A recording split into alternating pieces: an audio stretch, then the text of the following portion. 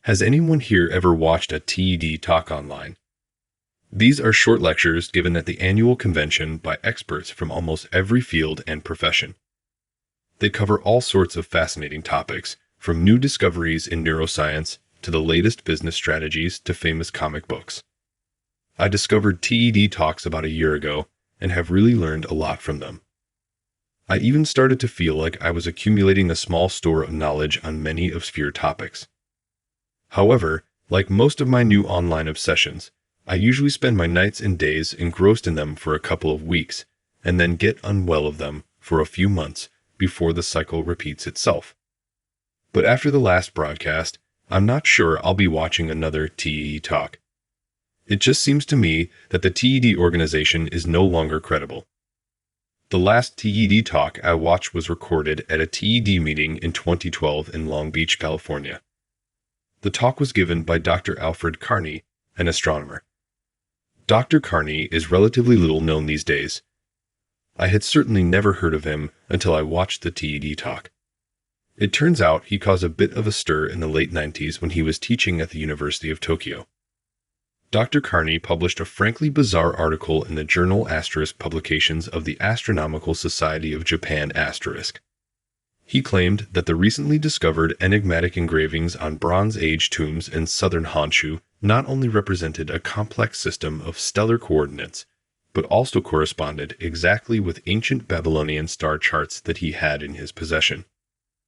Moreover, Carney claimed that both of these sources indicated the existence of a dim celestial body less than a light year from the edge of our solar system.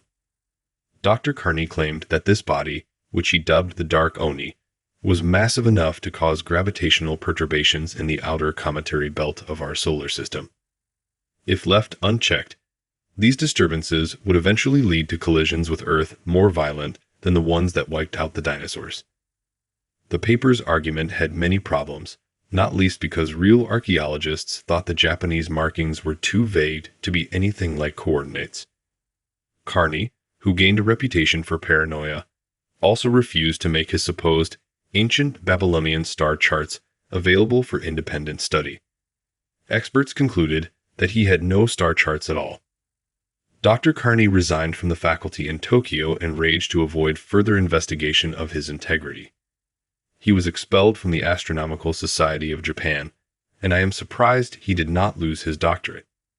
As far as I can Google, that's the last anyone heard of him until 2012. Why would TED even give the time of day to someone who was widely regarded as a disgraced screwball? Maybe the Sapling Foundation has a predilection for questionable astronomy and pseudo-archaeology. Maybe Carney has dirt on one of the members of the selection committee. I don't know. But anyway, on October 10, 2012, a recording of Alfred Carney's TED talk was posted on YouTube and the TED website under the title Alfred Carney: Why Comets Matter. It stayed online for about 5 minutes, after which it was removed and all mention of Carney was erased from the conference notes. The video begins the same way as all the others. The TED logo is followed by a shot of Dr. Carney standing in the middle of a packed audience in a California business suit. I'm sure some of you are skeptical of my work because of some mishaps in the past. I don't blame you if that's the case. I've handled the situation rather poorly, he says. But today I bring with me some fresh evidence that I think will change your mind. And if my conclusions are correct, we may be facing the most dreadful threat life on Earth has ever faced. Even the Mayans could only foresee its peak. I can see he's trying his best to put on charm and credibility, but it still feels like he's sweating. I doubt it's just from the stage lights. So, if you pay attention to the screen, this is an image of markings found on a tomb in Japan, originating from around 900 BC. He starts to say the same thing he said at the Astronomical Society.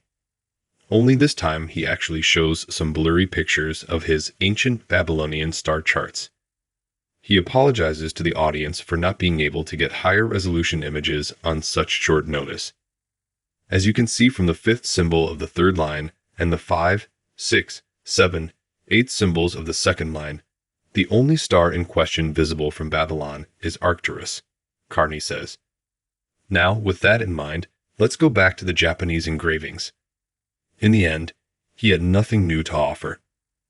I'm no mathematician, but it was clear even to me that many of the coordinates he was marking all over that unfortunate PowerPoint were completely bogus, even if you take on faith his theory that Japanese prints are star coordinates. The video continues in the same vein for the next 12 minutes. There are yawns and jeers from the audience, but Carney doesn't seem to hear. At the 12:34 mark, the situation gets interesting again. Carney has just finished showing us a CGI image of the Dark Oni. He says, "So, name it what you want. Nibiru, Nemesis, Planet X, whatever." But the universal evidence of folklore is clear, and the math doesn't lie, people. There is an unprecedented object, and it is a threat. However, we still have time. The comets this thing will send out are still years, maybe decades away. But we need that time to launch an offensive. Science fiction's darkest fantasies will become our dystopian reality if we don't start a program to stop this thing. Carney then moves on to a depiction of Japanese dogu figurines.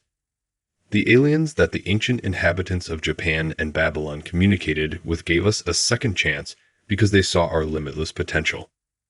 At this point, some unfortunate beleaguered producer pops up on stage with a clipboard and goes into damage control mode. We're very sorry, ladies and gentlemen. There seems to have been some sort of mistake. Dr. Carney has misrepresented the content of his presentation to us. We will continue shortly. Carney's microphone is turned off, but you can still hear him shouting fascist and other epithets at the producer. He's now red as a stop sign and is literally being dragged off the stage kicking and screaming by 3 security guards. As I said, the video disappeared from the web 5 minutes later, and any mention of Carney, even being at the 2012 TED conference, seems to have been removed as well. I managed to grab a copy of the video as soon as my spidey sense told me it was going to be censored, but until I see someone else post a copy without their site disappearing into the night. Dr. Carney hasn't been online anywhere since that day either. My friend, with whom I'm discussing this, suggests that they sent the IRS to check on the unfortunate guy, but he's a bit of a conspiracy nut. No other astronomer has confirmed or denied the existence of Carney's Dark Oni.